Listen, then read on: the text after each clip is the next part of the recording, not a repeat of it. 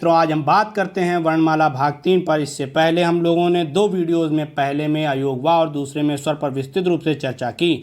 मित्रों, वर्णमाला भाग 3 में व्यंजन के बारे में बात करेंगे। हम व्यंजन के बारे में दो वीडियोस में पढ़ेंगे जिससे हम उसे ठीक से पढ़ सकें। इसके बाद वाले वीडियो यानी कि वर्णमाला के अंतिम भाग में हम वर्णमाला की उन तमाम छोटी छोटी बातों पे ध्यान देंगे जिससे बहुधा प्रश्न पत्र में प्रश्न बनते हैं। तो स्टार्ट करते हैं वर्णमाला भाग 3।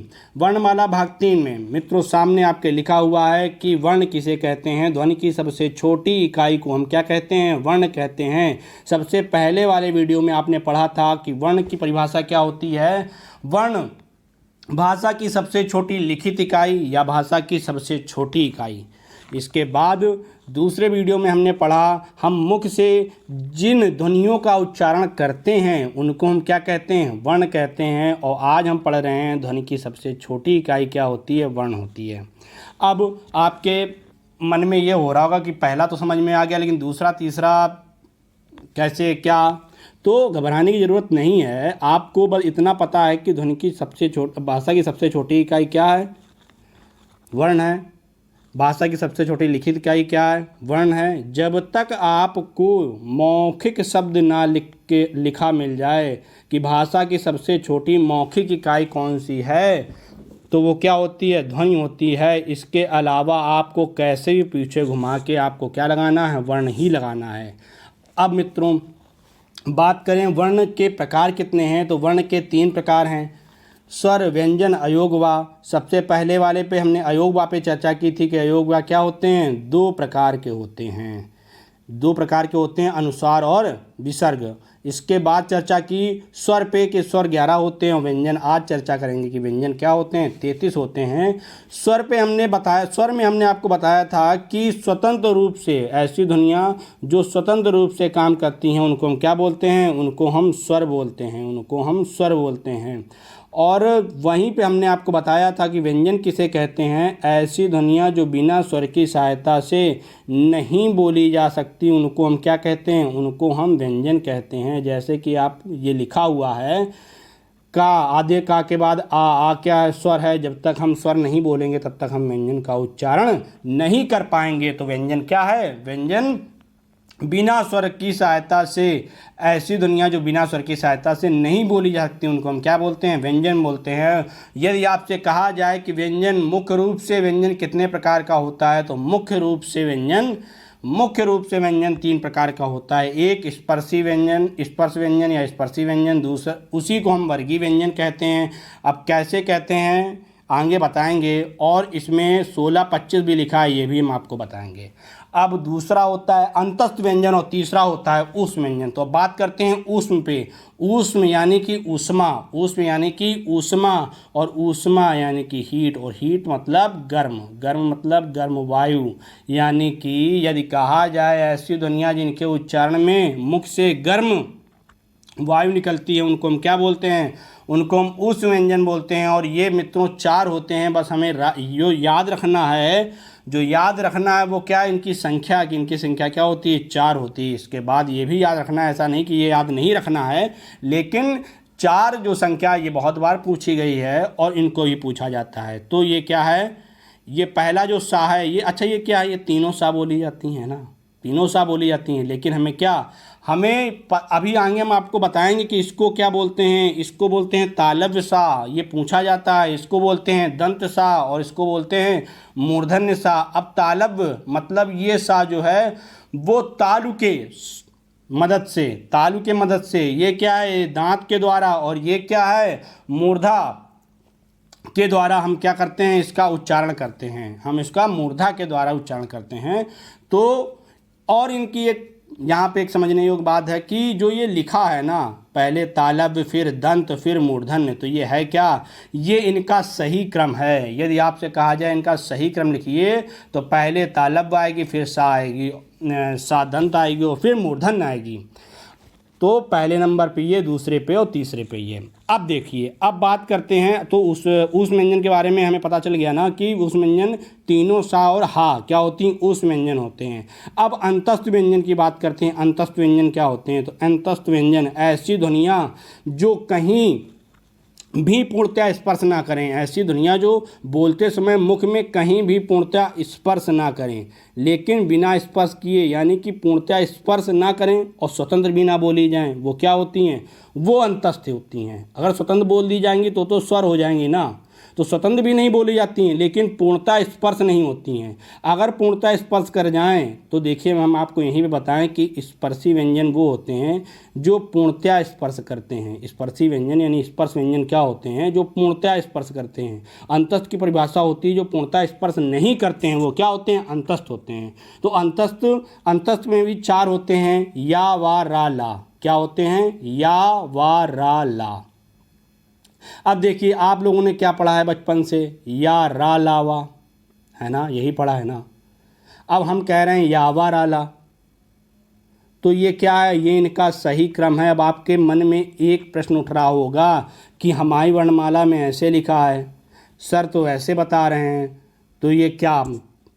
तो समझिए हमारी क्या है? आदि जननी क्या है? हमारी आदि जननी है संस्कृत, और संस्कृत में जो है वो महेश्वर सूत्र है, उसके अकॉर्डिंग ये क्या है? इनका संस्कृत में जो महेश्वर सूत्र है उसके अकॉर्डिंग क्या करते हैं? उसके अकॉर्डिंग हम इसके क्रम को रखते हैं। उसी से हमने ये क्या, पहले तालव्य, फिर दंत और फिर मूर्धन आया उसी के, और जो संस्कृत का ही है उसी के अकॉर्डिंग क्या है? पहले या आएगा, फिर वा आएगा, और फिर रा आएगा, फिर ला आएगा।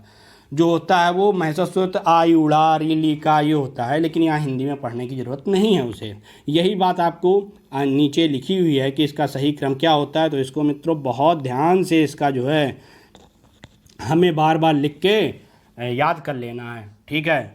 अब देखिए, अब हमें बात करनी चाहिए यहाँ पे स्पर्श की, लेकिन हम बात कर रहे हैं संघर्षी व्यंजन की। क्यों? क्योंकि यहाँ पे जो 3 लिखे हैं ना, ये सा, तालव्य, दंत और मूर्धन्य, तो इनको क्या है? इनको हम संघर्षी व्यंजन भी कहते हैं। इनको हम क्या बोलते हैं? संघर्षी व्यंजन भी कहते हैं। तो इनकी परिभाषा ये होगी कि ऐसी ध्वनियाँ जिनके उच्चारण में ध्वनि का वायु प्रवाह जारी रखकर लंबे समय तक बिना रुके उच्चारित हों, वो क्या होती हैं? वो संघर्षी ध्वनियाँ होती हैं। वो क्या होती हैं? वो संघर्षी ध्वनियाँ होती हैं। अब देखो, ये जो सा है, यदि हम ये बोल रहे हैं, यदि ये जो सा है ये हम बोल रहे हैं, तो देखिए ये बोलें तो इसमें ना ओंठ पूर्णतः स्पर्श हो रहे हैं, मैं पूर्णतः स्पर्श नहीं हो रहा है, और हम जैसे बोले सा, इसको लंबे समय तक और शुद्ध उच्चारित कर सकते हैं। वही बात यहाँ कही गई है कि संघर्षी जो व्यंजन होते हैं ये 3 होते हैं, तालव्य सा, दंत सा और मूर्धन्य सा। अब स्पर्शी से ही जुड़ा एक शब्द होता है संघर्षी व्यंजन। संघर्षी व्यंजन से ही जुड़ा एक शब्द होता है स्पर्श संघर्षी व्यंजन। स्पर्श संघर्षी व्यंजन पे बात करें तो स्पर्श संघर्षी व्यंजन क्या हैं? स्पर्श संघर्षी व्यंजन 4 होते हैं। इनकी संख्या याद रखनी है कि संघर्षी की 3, स्पर्श संघर्षी की 4, अंतस्थ की 4, ऊष्म की 4, ठीक है, और स्पर्श की या वर्गीय व्यंजन की 25 और 16 होती हैं, बताएंगे अभी, ठीक।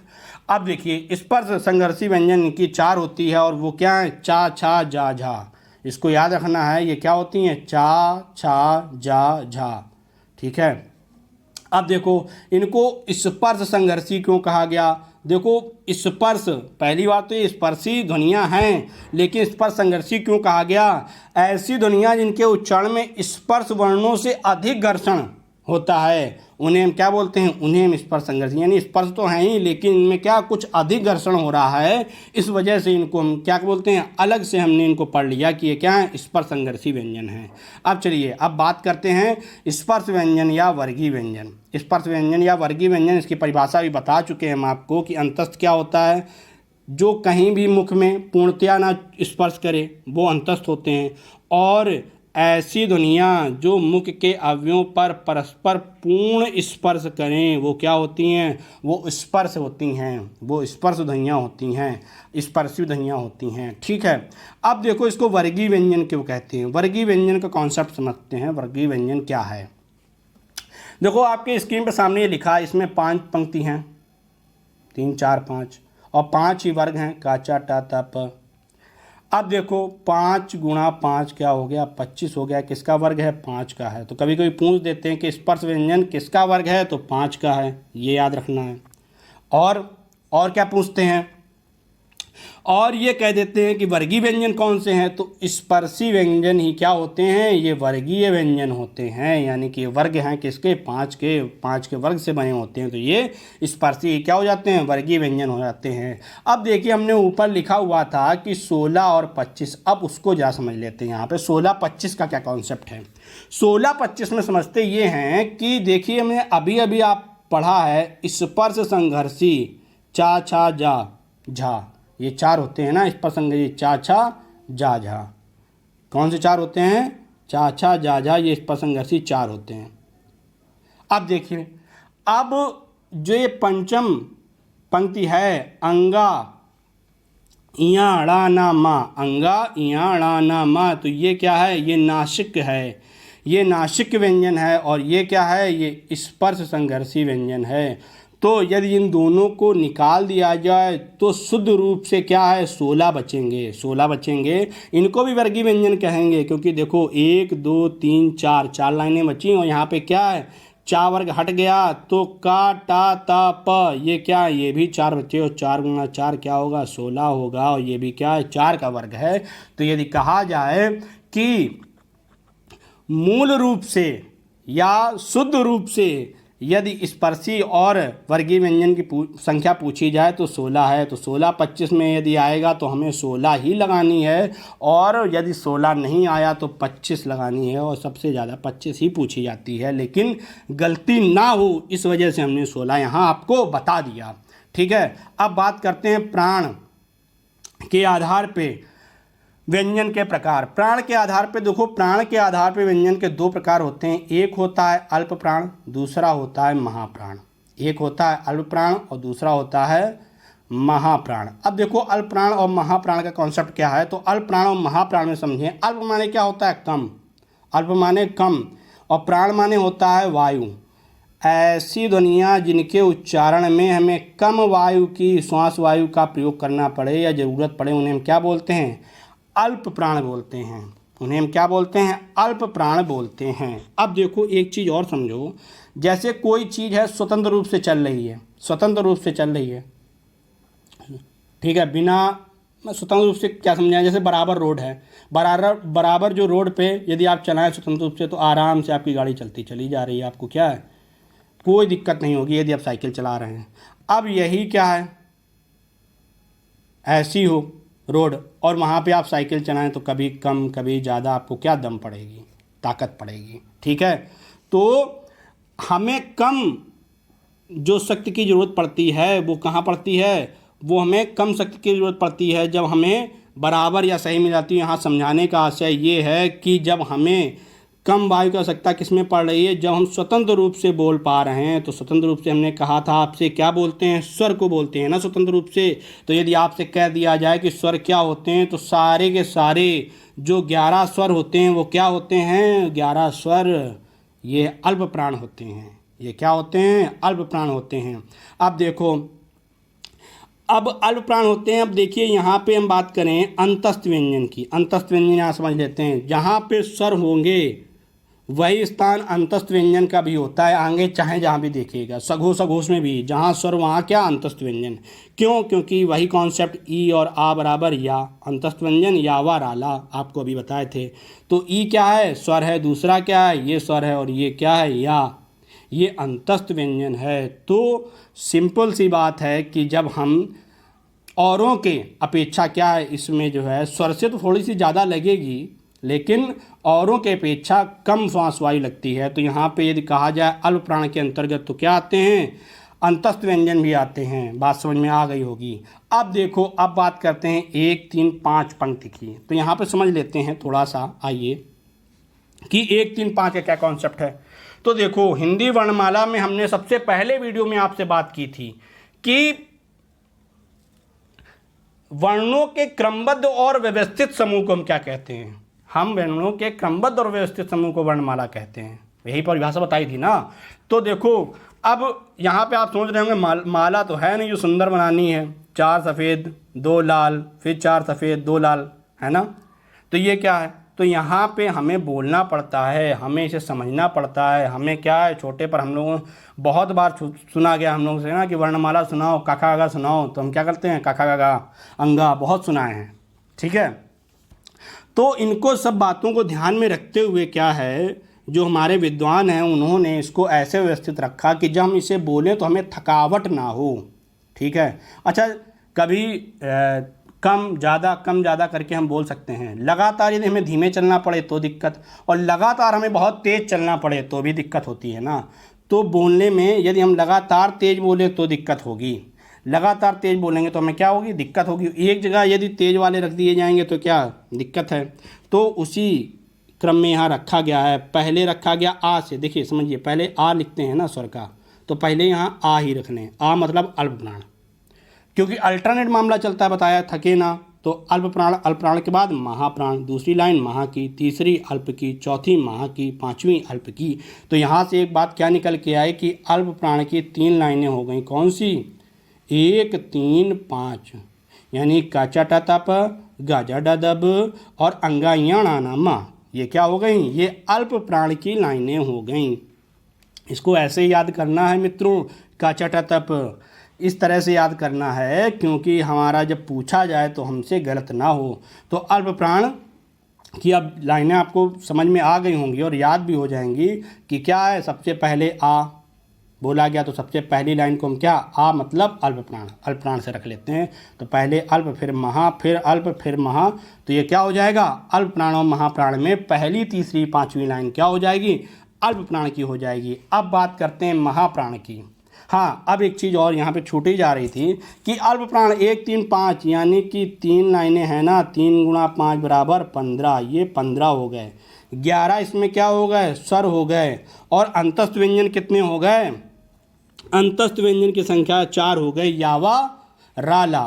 तो यदि इनको जब जोड़ेंगे तो इनकी टोटल संख्या कितनी आती है, 30। यदि हमसे पूछा जाए कि अल्प प्राण टोटल कितने हैं, तो अल्प प्राण की संख्या कितनी होती है, 30 होती है। ये भी याद रखना है हमें, ये भी याद रखना है। अब बात करते हैं महाप्राण की। तो महाप्राण क्या है, महाप्राण जहाँ पे हमें श्वास वायु की अधिक आवश्यकता होती है उसे हम क्या बोलते हैं, महाप्राण कहते हैं। अब देखिए महाप्राण में 2 4 अभी आपको बता चुके, और जितने भी ऊष्म व्यंजन हैं, ठीक है, जितने भी ऊष्म व्यंजन हैं जिसमें ज़्यादा ऊष्मा की जरूरत पड़ती है, ज़्यादा वायु की जरूरत पड़ती है, यानी कि हीट वाला ऊष्मा हमने बताया था ना, वो क्या होते हैं, वो 4 होते हैं, तीनों सा और हा। ये क्या है, ये आपके महाप्राण के अंतर्गत आते हैं। तो 2 लाइनें, 2 गुणा 5 बराबर 10, ठीक है।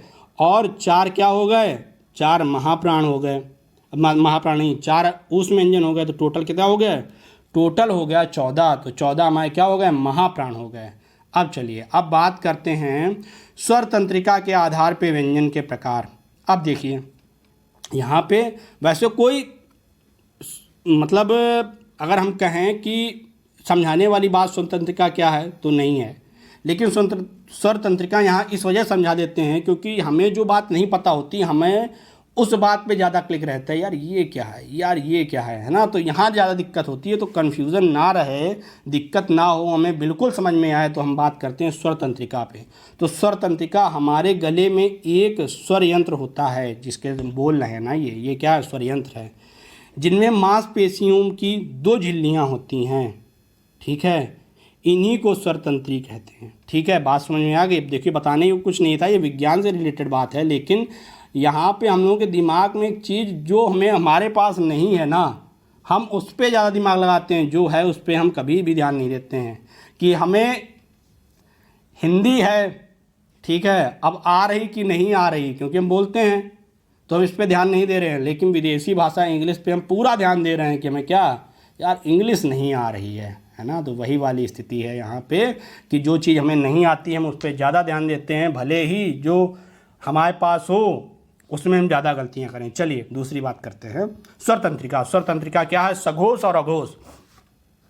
सघोष अघोष क्या है, सघोष और अघोष की परिभाषा देखते हैं। सघोष और अघोष, पहले बात कर लेते हैं अघोष की। अघोष क्या है, जिन वर्णों के उच्चारण करते समय स्वर तंत्रिका में कंपन इसमें क्या है, जो झिल्लियां हैं इनमें कंपन ना हो, उन्हें हम क्या कहते हैं, अघोष कहते हैं। और अभी आपसे बताया था कि आ को रख लिए पहले, तो आ से हमने देखिए अल्प प्राण महाप्राण की जब बात करेंगे तो आ को पहले रखेंगे तो अल्प प्राण, और ये अल्टरनेट चलता है क्योंकि कम और ज़्यादा वेग वाला कॉन्सेप्ट बताए हैं, अल्प प्राण महाप्राण, अल्प प्राण महाप्राण, ये चलेगा। लेकिन अघोष में क्या है, अघोष में ऐसा नहीं है। अघोष में हम आ को तो पहले रखेंगे, लेकिन पहले की जो दो लाइनें होती हैं, पहले की जो दो लाइनें होंगी वो क्या होती हैं, वो अघोष होती हैं। ठीक है, तो पहली पंक्ति और दूसरी पंक्ति क्या हो जाएगी, अघोष हो जाएगी। और जो संघर्षी व्यंजन आपको बताए थे, अभी पढ़ाया था, वो क्या होते हैं, वो अघोष के अंतर्गत आते हैं। और इनकी संख्या कितनी हो जाएगी, तो 10 वो और 3 ये, तो इनकी संख्या हो जाएगी अघोषों की 13। अब बात करते हैं सघोषों पे। तो सा से सघोष और सा से स्वर, ऐसे याद कर लें, सा से सघोष और सा से स्वर। अब देखो जहाँ बताया था स्वर वहीं होंगे अंतस्थ व्यंजन, अभी समझाया था ऊपर। तो स्वर और अंतस्थ व्यंजन इनकी दोनों की संख्या मिला के कितनी हो गई, इनकी हो गई 14 संख्या। 11 स्वर प्लस 4 अंतस्थ व्यंजन, ये क्या हो गए, नहीं 15 हो गई, सॉरी, यहाँ पे क्या हो गई, 15 संख्या हो गई। अब देखिए, अब 15 ये हो गई, और 3 4 5, जो 3 4 5 है वो क्या है पंक्ति में, क्योंकि पहली दूसरी जब अघोष की हो गई तो 3 4 5 पंक्ति बची, वो किसकी हो गई, वो हो गई सघोष की। तो 15 और 15 क्या हो गया, 30 हो गया। यहाँ पे एक शब्द लिखना यहाँ छूट गया है कि जो ऊष्म व्यंजन में हा, जो ऊष्म व्यंजन में क्या है, हा छूटता है, या वो हा क्या होता है, वो सघोष होता है। यदि हमसे कहा जाए वो हा क्या है, तो यहाँ पे लिख लेंगे जब नोट्स अपना बनाएंगे कि यहाँ पे क्या है, यहाँ हा होता है, ये क्या है, ये सघोष के अंतर्गत आता है। तो टोटल संख्या कितनी हो गई, 15, 15 दूनी 30, ठीक है, और ये एक और, तो ये 31 संख्या हो गई सघोषों की। ठीक है मित्रों, अब बात करते हैं आगे उच्चारण स्थान की। बहुत ही महत्वपूर्ण है, इसको जरा देख लेते हैं कायदे से कि उच्चारण स्थान क्या है। उच्चारण स्थान में देखिए, पहले हमने ऐसे लिख दिया है कि काचा टा तप, ठीक है, काचा टा तप। इसको देखिए, का वर्ग जो होता है, का वर्ग, ये क्या कंठ के अंतर्गत आता है, और इसमें क्या है, का, छोटा बड़ा विसर्ग और हा वाला कॉन्सेप्ट आपको याद हो, स्वर तंत्रीय ध्वनि इसके साथ ये आ रहा था विसर्ग, क्योंकि ये क्या है, हम बोलेंगे किसी को कहा, तो ये क्या है, एक ही जगह है ना, एक ही तरह उच्चारण है ना, तो इसको क्या, ये कंठ से ही निकलता है। ठीक है, तो इसको यदि हमें याद करना हो, हम कैसे याद करेंगे, का आ विसर्ग और हा, इसको हम ऐसे लिख के याद करें, का आ विसर्ग और हा, च ई यस तरस री तलाश, और पा का आपका पता है कि ऊ जो है वो पा यानी कि ओष्ठ से बोला जाता है। ठीक है, तो यहाँ पे का वर्ग क्या है, का वर्ग कंठ से, चा वर्ग तालु से, टा वर्ग मूर्धा से, ता वर्ग दांत से, और पा वर्ग ओठ से, मैं होंठ से। अब देखो इसी को यहाँ लिखा हुआ है, कंठ से है तो कंठ ध्वनि, तालु से है तालव्य ध्वनि, मूर्धा से है तो मूर्धन्य ध्वनि। अब देखिए यहीं पे है क्या, सा, ये तालव्य सा, यहाँ से पता चला, ये क्या दंत सा, यहाँ से पता चला, और ये क्या है मूर्धन्य सा। अब यहीं पे हमने आपसे कहा था कि री एकमात्र ऐसा, री एकमात्र ऐसा क्या है, री एकमात्र ऐसा है स्वर जो मूर्धन्य स्वर है। ठीक, अब इसको देखो याद करने में दिक्कत होती है, तो देखिए हमें याद होना चाहिए, हमें याद होना चाहिए, हम याद कराते हैं आपको कि कैसे याद करेंगे। ठीक है, इस पर थोड़ी बात कर लेते हैं। तो देखो का से का वर्ग और का से कंठ, का से का वर्ग, काट से कंठ, याद रखना। ठीक है, अब देखो एक शब्द हम याद रख लेते हैं कि चूतिया, हम बात कहते हैं ना, बड़े चूतिया टाइप के आदमी हो यार, तो चूतिया में चा क्या है, तालव्य है, चा क्या है, तालव्य, चा वर्ग तालव्य में, और टा टमाटर, टमाटर से क्या टा, तो टा वर्ग मूर्धा, टा वर्ग क्या है मूर्धा। अब देखिए दांत, दांत ता वर्ग दंत, ठीक है, ता वर्ग दंत, इसमें उल्टा चले आएंगे। और पा आपको पता ही है ओष्ठ होता है। तो देखो इसको जब याद करेंगे तो ऐसे याद करेंगे, का आ विसर्ग और हा कंठ से, का से आपको कंठ याद रहेगा, ठीक है। आप ऐसे याद करेंगे, का आ विसर्ग और हा, चा ई यस टरस री तलाश और पऊ। अपना याद कर लेना आप लोग, हमने एक तरीका बता दिया, समझ में आए तो याद कर लेना, ऐसे आसानी रहेगी। अब देखो हमने पहले बताया था पंचम पंक्ति क्या होती है, पंचम पंक्ति होती है नासिका की। अब देखो नासिका की तो होती है, लेकिन एक चीज़ ऊपर देखिए, नासिका की होती है लेकिन ये का वर्ग के अंतर्गत भी तो आता है। का वर्ग में काखा गाघा अंगा, तो एक तो नासिका दूसरी अंगा यानी कि का वर्ग। तो यदि इनको बोला जाए तो नासिका तो हैं ही, नासिक तो हैं ही, लेकिन इनको क्या, इनको द्विस्थानी वर्ण कहते हैं। दो स्थान, एक यदि हम अंगा की बात करें तो एक तो ये क्या हो गया, एक तो ये हो गया नासिक यानी नाक से, और दूसरा ये क्या हो गया, कंठ से भी तो बोला जा रहा है, काखा आघा अंगा। तो ये क्या हो गया, ये दो स्थानी, एक स्थान नाक का, दूसरा क्या है कंठ का। तो दो स्थानी यदि हम व्यंजन की बात कर लें तो दो स्थानीय ध्वनियाँ क्या हैं वर्ण क्या हैं, ये आपको पता है, ठीक है, देख लिया। अब देखो, अब यहाँ पे पूछ देते हैं ए, अब इसको समझ लेते हैं ये क्या है। तो देखिए इसका संधि विच्छेद करें, आ ई ए, आ ई ए, तो आ अभी पढ़ा है हमने, ठीक है, अभी क्या पढ़ा है, का आ विसर्ग और हा, तो का क्या है, आ किस में है, कंठ में है। और चा ई यस, तो चा ई यस, चा यानी चूतिया यानी कि चा तालव्य, चा क्या है, चा से तालव्य, तो ये क्या है, तालव्य यानी तालु से।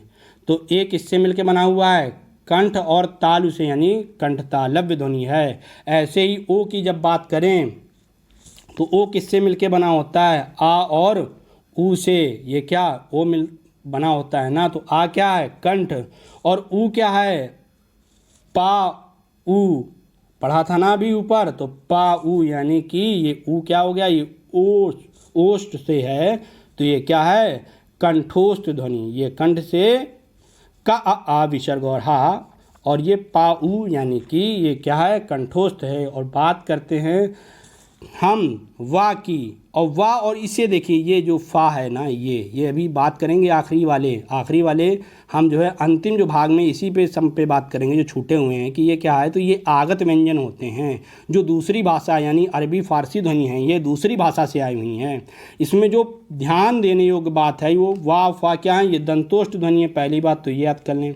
दूसरी बात, दंत और ओष्ठ में इसमें पूछ देते हैं कि दंत कौन सा दंत इसमें यूज होता है, तो ऊपरी दंत, और जो होंठ यूज होता है, ओष्ठ यूज होता है, वो क्या, निचला ओष्ठ यूज होता है। तो ठीक है मित्रों, मैं आशा करता हूँ व्यंजन पर आधारित यह वीडियो समझ आया होगा। आप कमेंट्स में ज़रूर बताएं और दोस्तों के साथ शेयर और सब्सक्राइब करना ना भूलें। धन्यवाद।